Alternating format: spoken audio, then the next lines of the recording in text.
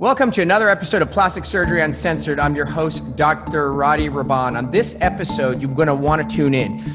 This is everything Botox neurotoxin related. That is A to Z related to having Botox. You definitely don't want to miss this. We're going to be joined by two of my favorite patients. So make sure to tune in to learn everything there is to know about neurotoxins. Welcome to this episode of Plastic Surgery Uncensored. I'm Dr. Roddy Raban. I am joined by two of my very favorite patients, Andrea and Anita, the dynamic sisters. And we're going to be talking about, we call it Botox. To be honest with you, it's neurotoxins. And I thought this was an important episode because we talk about Botox and neurotoxins in general, usually quite casually and quite superficially. And that's fine because it's sort of become ubiquitous with just spa care. But I think there's very little real facts are known by patients. And for those who have never done it, and for those that do it regularly, it's a nice educational experience to know what the hell am I doing? What are these products? What can they help me with? What can go wrong, etc. So what more appropriate than having it with these two beautiful ladies who have been patients of mine and now friends of mine for quite some time. Welcome, ladies. Hi. Thank you for having us. Of course. We're very grateful for you guys being on because nobody wants to hear me talk to myself. So, all right. So why don't we just start out with, because I think what's actually interesting about you guys is we have Andrea, who is the type of patient who dabbles in these things, maybe is a little bit more accustomed to doing these beautification type procedures. And then we have Anita, who is more reticent, more conservative, maybe doesn't want to do them unless she has to, kind of. And I think both of you serve as the north and south pole of this concept, because there are people who are listening who do this. What's the big deal? I get my nails done. I color my roots, I do this, that, the other. And then there are people like, I don't know, this stuff is like poison. I don't know if I want to inject it in my face. I mean, do they know if it's going to kill me? So you guys are going to add both perspectives. So let's start out with Andrea. Tell me your interactions with, I'm going to back up a notch. I'm going to hold on a second. Let me first describe what it is, the subject matter. So these products are called neurotoxins or neuromodulators. So what they mean is they modulate, alter their neuropathic elements like movement. They're neurotoxins because Botox is a product that comes out of botulinum toxin derivative, which means it's a toxin that comes from a bacteria that they isolate. So that's where the names came in. Botox is a brand. It is a brand, much like Kleenex is a brand. It's a brand of what? Tissue paper. But since it is the most common brand of tissue paper, we call everything Kleenex. And Botox is the most common brand of neuromodulator neurotoxin, hence why we call everything Botox. But there are other products, Dysport or Dysport, which I use a lot of and mostly, Xeomin, and a few others that are coming to market. So it's very important to know that when we say Botox on this episode, it's just loosely referring to it as is Kleenex to tissue paper. And what they do essentially is when they're injected in different amounts and in different locations, they modulate the nerve function or the motor function of that area. So we inject them, it stops or paralyzes the muscle, and that muscle function, whatever the heck it was, stops happening. And so neurotoxins and neuromodulators did not start out with cosmetics. They were used originally for clinical or medicinal purposes, for eyelid spasm, for anal fissures, and all kinds of medical reasons, which they're still being used, and only really became a cosmetic treatment after they had been used for medical reasons. And so what they do is wherever you inject them, that muscle that you inject, depending on how much of it you inject, will slowly weaken and paralyze, and always temporarily. And then eventually what happens is that muscle function will come back, and whatever it did will do again, just like it did before, as if nothing ever happened. And that's not me saying it, but that's just facts. Billions of injections have occurred, meaning millions and millions of people multiple times, and the side effect profile is quite small. So anyways, with that little introduction, which is necessary. Let's dive into Andrea. So you tell me a little about yourself, when you started doing this injectable, the neurotoxins, and why. So I think it's been at least 4 years now. The reason that I originally asked you about it and got interested in it was I had gone to Hawaii on vacation one year. And when I got back, I was looking at photos, got very tan. I thought it was great. And then as I was looking at photos, I saw that I had 2 lines that were just stuck in between my nose that were white. And I was like, what are those lines? I didn't realize, but apparently when I smile or when I'm thinking, I'll put my eyes together, and I do it so frequently that all of the tanning that I had done and all the sun that I got in Hawaii literally caused tan lines on my face. So I asked Anita, I'm like, what's going on? So then I think I came in and I spoke with you, and I was like, I don't know what we can do here. I had never gotten Botox before, and I wasn't really familiar with it. And I think that was originally why I decided to go ahead and try it, was because it would reduce the lines. It would stop me from making that face and trying to like pull my eyebrows together. And I didn't really care for the lines and the tan lines in my face. And, I'm in my mid 30s, I will say, and wrinkles are coming. I have, whenever I lift my eyebrows up, I'll get like the lines in my forehead. And, I just wanted to maintain and not get those creases that were coming, I guess, pretty naturally for me. And they were becoming a little more prevalent. So I just wanted to stop that. Great. And so how you presented is how most or a lot of people present, right? First and foremost, this idea, I love to debunk all the people who are naysayers. Like, oh, why don't you just leave your lines? They're just natural. Why don't you age gracefully? And that's acceptable for some people. Totally. But the idea is that each person decides for themselves what it is about their appearance that they want to enhance, maintain, and prevent. Some people want to color in their roots. Some people want to pluck their eyebrows. Some people want to shave their armpits. Some people want to use deodorant. Some people want to put lipstick on. Nobody is going to decide where the line in the sand is going to be. And this is yet one more tool available to us in modern times that can help enhance the aesthetics. Now, let's be very clear. Botox does not prevent wrinkles, even though that's what people say all the time in advertisements and whatever. Botox is not preventative, but delayative. What it means is that natural person, you look at my niece is whatever, now she's 16 or 17, and she smiles and talks and animates. And sure enough, like every other normal human being, she makes a bunch of wrinkles in her forehead, around her eyes, etc. And it's beautiful and cute. And so she's just so young and beautiful. When we look at my grandmother who passed, she had the same wrinkles, but they're not so young and they're not so cute and beautiful because they create really permanent etching, kind of scarring into the face.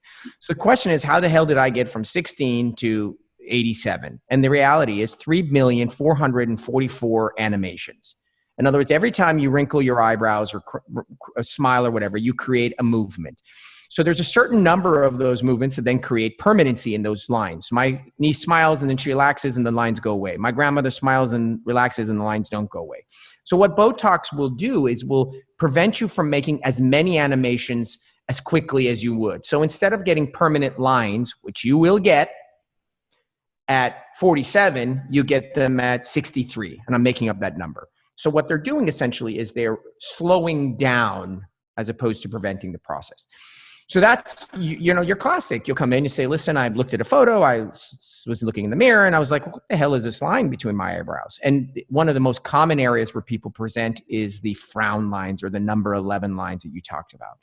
And you can get them as early as 22. I mean, I have patients at mine that could hold a pencil between their eyebrows. That's how deep that is at the age of 20.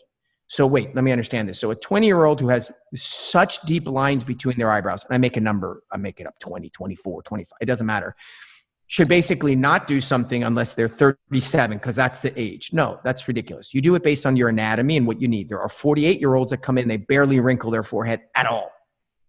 I'm like, wow. And there are, like I said, 20 some odd year olds that have super deep wrinkles. So that's that.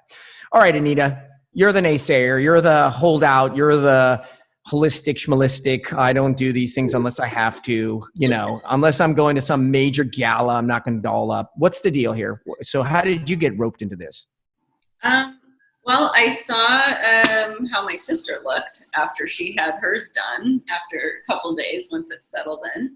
I had decided that I have a very round face, and I wanted to also kind of get a little more definition with my eyebrows, because I get my eyebrows done. And if I'm able to have a little higher of an arch, and also kind of reduce or eliminate some of the kind of finer lines that I had around my eyes, then that's something that I want to do as well. And I did have a tiny bit of dimpling in my chin, so we also used a little bit there to kind of smooth the chin out, because I didn't want to do anything necessarily drastic like a chin augmentation or anything and that sort of thing, because I try not to be too adventurous.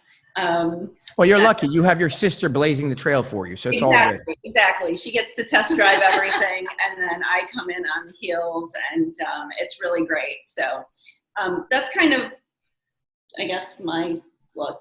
I try to.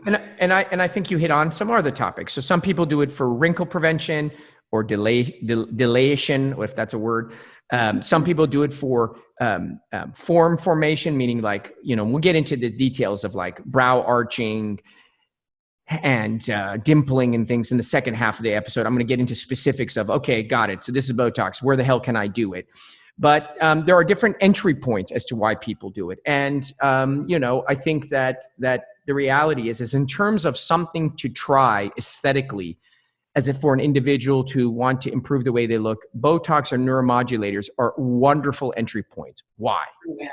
Number one, they are reversible, meaning, let me change that. They go away, meaning that you do it, oh my God, what the hell did I do? This looks terrible. Well, great. Hang tight, usually 3 to 5 months, and it wears off. Second thing, when you go back to the way you were. I don't know about that. Isn't there some permanency? Is my face going to drop off? Am I going to sag my face? Blah, blah, blah, blah, blah. All that is nonsense. That's all urban legend. When you inject somewhere and then you stop, you will go back to looking as good, as bad, whatever you look like before you're going to be back. That's great. Next, there's very little downtime. So you get the injections. They call it a lunchtime effect, but you get the injections. And if done correctly and you don't get a bruise, which you often shouldn't, you should be able to wipe it off and 30 minutes later, put a little bit of makeup on and go back to your activities. Obviously, you're not going to get up and go play a tennis match, but you are going to be able to go back to the office, etc. It is great in that it's not that expensive, meaning that for the amount of units one needs, it generally, comparatively to other things, it's an affordable thing to try and do and whatnot. So in all those reasons, it's really wonderful. It has a low side effect profile. It has no not side effect profile, meaning there's no such thing. Tylenol has side effects, but it's not significant. And the side effects from Botox, number one, is you might get a mild headache the first time you inject it. Usually that's transient. As a matter of fact, now it's used across the world for headaches, migraines, etc. But you might get a small headache. And then the side effect is someone did a shitty job. They injected it too much in the wrong place, and now you look funky. That's not really a side effect. That's just bad work. But that'll wear off. Otherwise, I don't really know much in the way of major side effects. And it's been injected for years in billions of people. So it really isn't what we refer to as a gateway to trying some cosmetics, trying to do these procedures. And it's really a really easy and I think affordable and wonderful way to enter into the area of cosmetics. So what we're going to do is we're going to take a quick break. We're going to come back and then we're going to dive into the areas that can be injected. And then I'll talk about you guys because you guys have done them differently. Your brows are different in the way your brows react. And we'll talk about all the areas. Like people don't know that you can stick it in your chin. Why the hell you stick it in your chin? People don't know that you can do your armpits. People don't know that, so on and so forth. So we'll come back to that. So everyone should just tune into the second half. We'll be back with Plastic Surgery Uncensored with my dynamic duo sisters.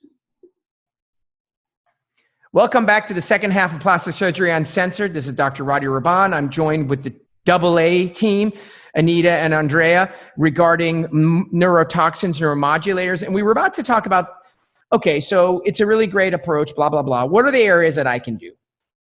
So, Andrea, what do we do for you? What are your areas? So my main areas, I always like to hit the middle of my eyebrows. Right. So I don't have those dents. I like to get the high arches on my eyebrows. So we always do a little bit on the top of my forehead.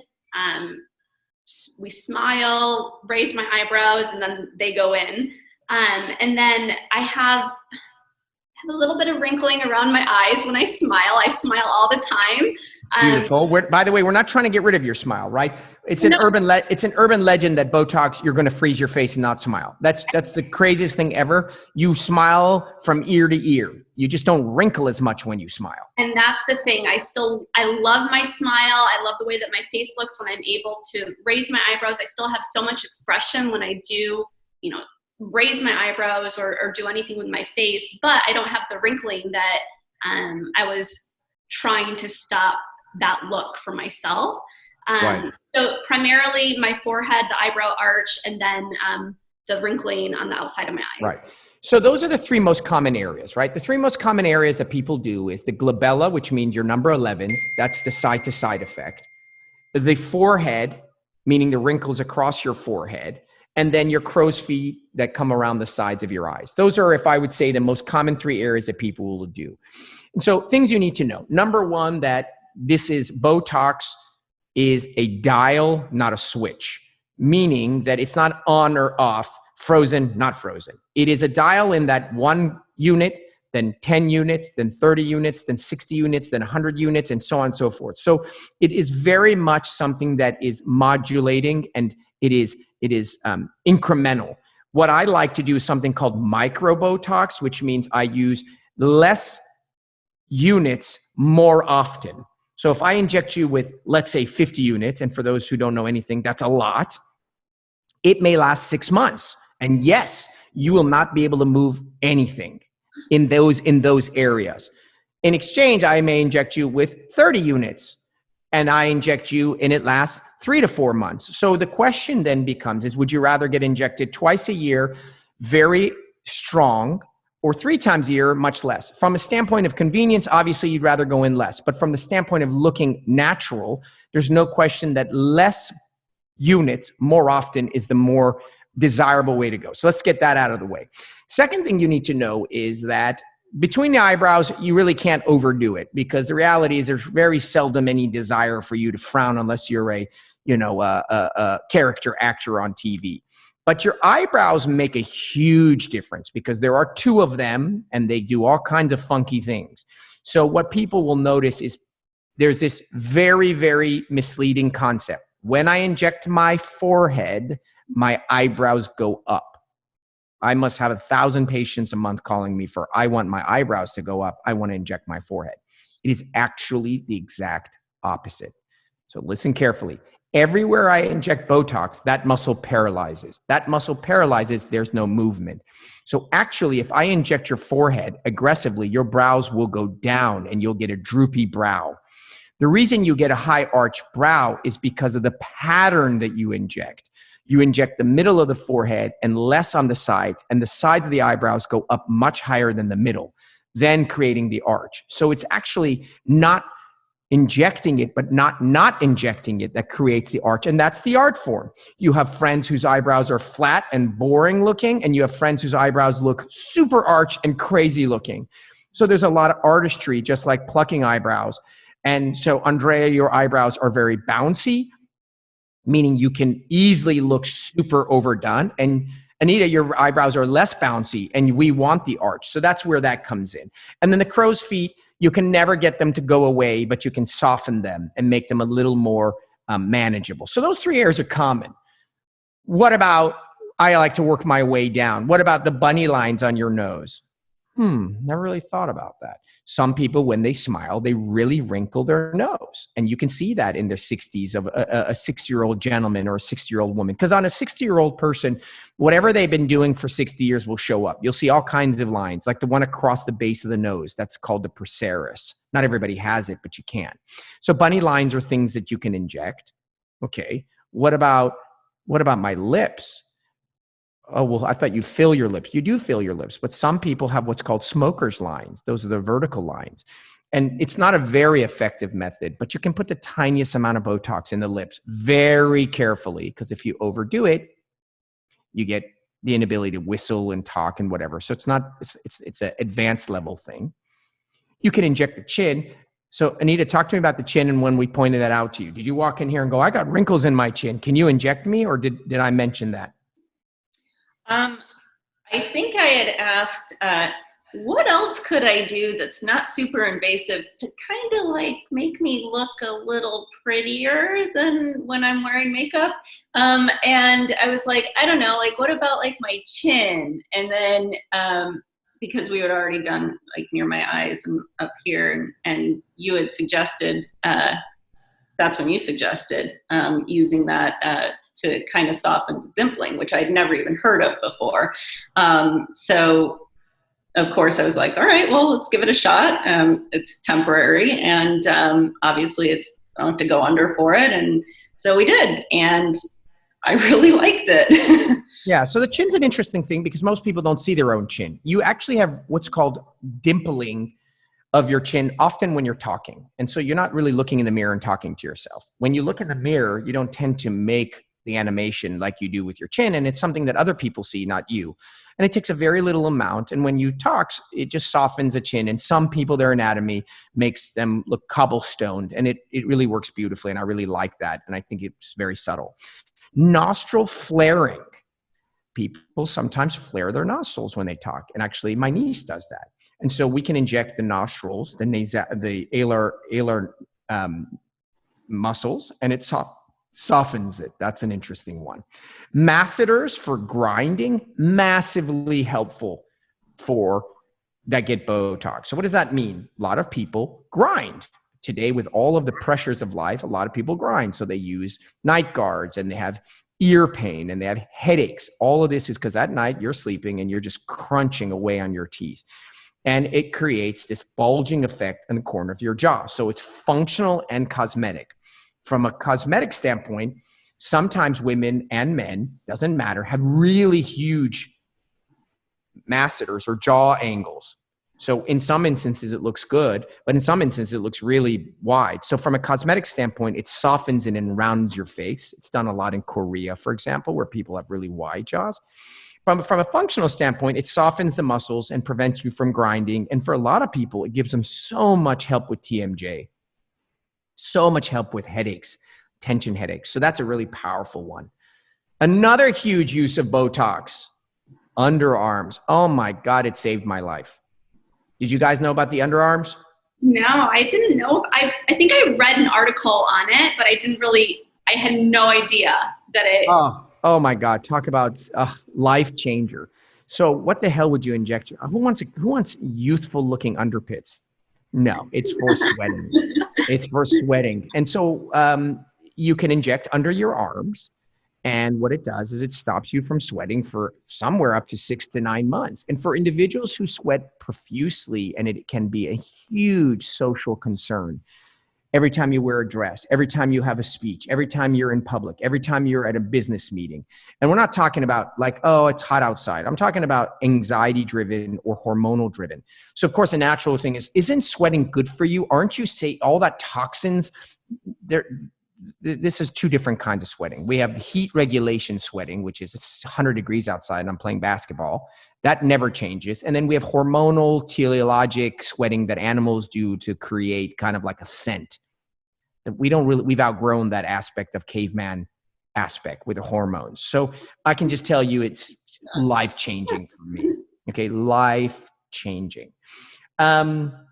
So what are they? So, and then of course, those are some of the more common one more, neck bands. Oh my God. So you get an age of I don't know, 45 and greater, you start developing neck bands. And at the beginning, it's just muscular. It's not skin. You have these little muscle bands that run across your neck. And Botoxing your bands can make them go away. And I do this for a lot of TV personalities. They not want a facelift. They don't want a neck lift. They don't want any of that crap. They're too young for that. But when they see themselves on camera, they have these two bands that bounce when you talk. And you can soften those bands by paralyzing them. I do it for my mom, and she loves it. And you can do it as old as you get, but it's very helpful when you're starting young. And so that's really, really good and very, very helpful. So just last few couple points, and I think are important. One of them is the idea of what can go wrong. Well, with Botox, really, it's mostly associated with wrong injections and looking funky. So brows can droop, and then eyelids can droop. It's called eyelidtosis. Have you guys heard of that one? I have heard of it, but I haven't. Major faux pas. You inject the eyebrows, and then the Botox leaks down to the eyelid, and your eyelid droops for 3-4 months. You can imagine that's a pretty look. You're gonna be pissed. And unlike injectables, you can't reverse it. You got to hang tight. So you don't want to just go to any Joe Schmo, even though it's a Groupon Botox, $2 a unit, bring a friend and family. This is not a buffet. Everyone who knows me knows that I'm very partial towards injectors. Where is this normally getting done? Today, Botox is getting done in the mall by some person. Okay, your call, whatever you want. You guys are both educated people, well-to-do. Why on earth are you guys driving to my office, paying a shit ton for parking? It's like brutal. By the way, I don't make any money on the parking. Sitting in my lobby for like an hour, not anymore with COVID, but at least an hour, probably paying, I don't know, top dollar per unit. Why on earth would you just go to the mall, go to that nurse spa lady? There's 1,000 places you can inject it. What are the thought processes of why one would want to go to a board certified plastic surgeon versus going just wherever? Here is where I am going to speak my piece on this. This is my face, and it's the first thing people see anywhere you go. And I would not want to pay, personally, I can't speak for others, but I would not want to get a bargain or a discount when it has to do with my appearance and needles are being injected into my face. I have zero trust in discount surgeries or, getting a deal or Groupon or anything. I would rather spend the extra money, wait a little longer, drive a little further, whatever it is I have to do to know that I'm going to somebody who is experienced, who knows what they're doing, who has the training, and is able to tell you, yes, I will be able to take care of whatever it is that you're coming here for, or no, I don't think that you need to go that far, that would be way too much, I don't want to have that effect on you. So going to somebody experienced and knows what they're doing is why I spend a little more and drive a little further and take the extra time. No, and I think that's really important. I think that the fact of the matter is, it's great that Botox and these gateway things are now accessible to everybody. I love the fact that they're affordable. I love the fact that you can just be what we call, quote unquote, an average person, which I don't know what that means. Everybody's extraordinary, but the idea being that you're not a celebrity and you can do it. I don't like the fact that the gateway has opened to all kinds of random injectors. I don't like the fact that there's no real regulatory body. I don't like the fact that you can go from getting it injected by a pediatrician, an ER doctor, a nurse injector, a nurse practitioner, a physician assistant, and everyone does these things. Yes, there is, I don't want to say no danger, but limited danger. Worst comes to worst, you look terrible. But this is not the only thing these people are injecting, right? Fillers and doing treatments and microneedling and so on and so forth. So the question, the discussion isn't so much nurses shouldn't be doing it. The discussion is just make sure that you are being attentive to who it is that's injecting you, because it's seldom just minor things you do. You almost always end up doing more where you are. And just be smart about it. Just be smart. Do a little homework. Don't use Instagram as your educational tool. It's a marketing platform. You don't look at an advertisement as a source of information. You do some homework. And you were a little skeptical. You seem like a little also kind of one of those weary type people. What is it that what was your thoughts on where to go and how to get injected? Your friends, I'm sure, are getting it done, both of you in other different places. There's very few people who doesn't know anyone getting injected. There's probably thousands of people getting injected. What was your thoughts on the process? I mean, you came obviously because your sister came, but I'm sure you did a little of your own homework. Yeah, I think, for me, I have a lot of friends who are successful, successful women, and they go to see other people, physicians or whomever it is. I was interested in it. Obviously, I saw the results that my sister had, and then I did my research. I always like to make sure that, whatever I'm doing, I would be able to get the best bang for my buck, the best quality, and especially with something, to Andrea's point, the face is the first thing people see. And you want to make sure that you're making a really good impression. And you really don't want to go to just some, random person and you have no idea what their experiences or educational background and things like that. That sort of thing's really important to me, to make sure that, I'm going to be in really good hands. And that goes for any kind of medical professional that I see. That I think that's really important to me. No, and I think you guys hit it on the head. And and again, it's not to reiterate that you have to go to a physician per se. Obviously, I have my biases, and that goes without saying. But the bottom line is just be smart. And the thing is, it's not that the Botox will kill you. It's just that you'll end up doing other things eventually. And then when you do those other things, you'll sometimes maybe regret it because you didn't do your homework initially. And that's really where that comes in. Nevertheless, I think this is a very useful conversation about neuromodulators, neurotoxins, things of that nature. You guys have been super helpful and definitely made this conversation much more dynamic and fun rather than me speaking to myself. And I really appreciate it. Very few people, it's funny, you're at a party, you're like, hey, do you do anything? No. So very few people, even though everyone knows that everyone's doing stuff, even want to have this conversation, because as if it says something negative about you. You know how I am. I'm always about owning everything. So I really appreciate you both coming on, helping me tackle this topic, and hopefully somebody learned something from this. So awesome, guys. And I hope to see you guys soon. Yes, you see will. You soon. Thanks so much for having us. All right. Well, that wraps up another episode of Plastic Surgery Uncensored. Make sure to tune in next week, as I'm sure whatever we're talking about is going to be interesting.